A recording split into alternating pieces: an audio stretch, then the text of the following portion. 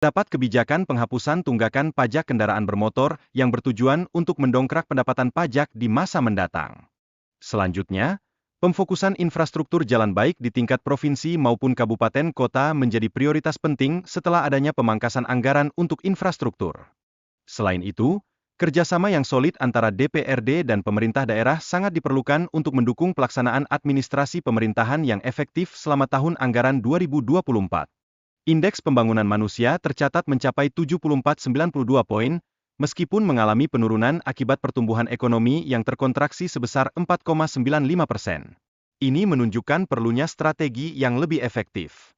Dengan angka pengangguran terbuka mencapai 6,75% dan persentase penduduk miskin 7,46%, isu ini menjadi perhatian utama dalam upaya meningkatkan kesejahteraan masyarakat.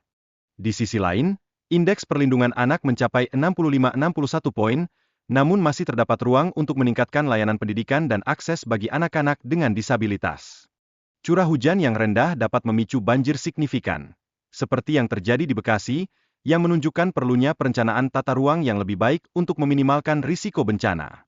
Selanjutnya, regulasi gubernur yang melarang perubahan penggunaan lahan di area pertanian dan hutan sangat penting untuk menjaga keseimbangan ekosistem serta mendukung ekowisata berkelanjutan.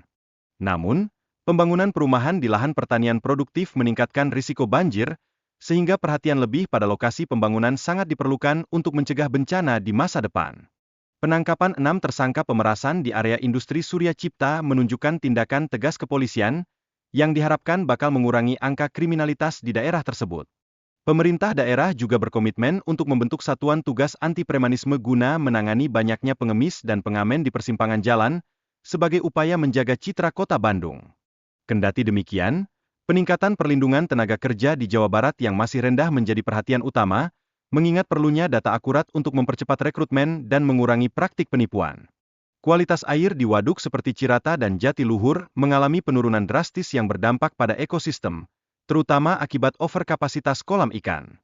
Selain itu, tingginya konversi lahan di daerah hulu menyebabkan pencemaran dan pengendapan, yang mempercepat pendangkalan dan mengganggu keseimbangan lingkungan. Ini harus menjadi perhatian serius.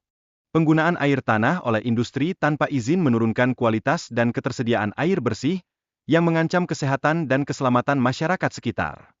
Restrukturisasi kantor cabang Bank Jabar diperlukan untuk menutup yang tidak produktif dan fokus pada pengembangan fasilitas layanan publik, demi peningkatan efisiensi operasional. Indeks kepuasan publik terhadap layanan perizinan di Jawa Barat menunjukkan hasil yang cukup baik, dengan semakin banyak pabrik yang beroperasi dan menyerap tenaga kerja. Peningkatan sektor pariwisata di Jawa Barat terlihat dari kenaikan jumlah kunjungan wisatawan, baik domestik maupun asing, yang perlu didorong untuk meningkatkan pendapatan daerah.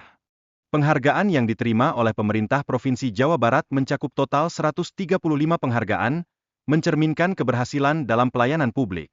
Kolaborasi antara pemerintah daerah, dunia usaha, dan akademisi menjadi sangat penting dalam mencapai hasil yang baik dan mendapatkan pengakuan, serta membangun kekuatan komunitas.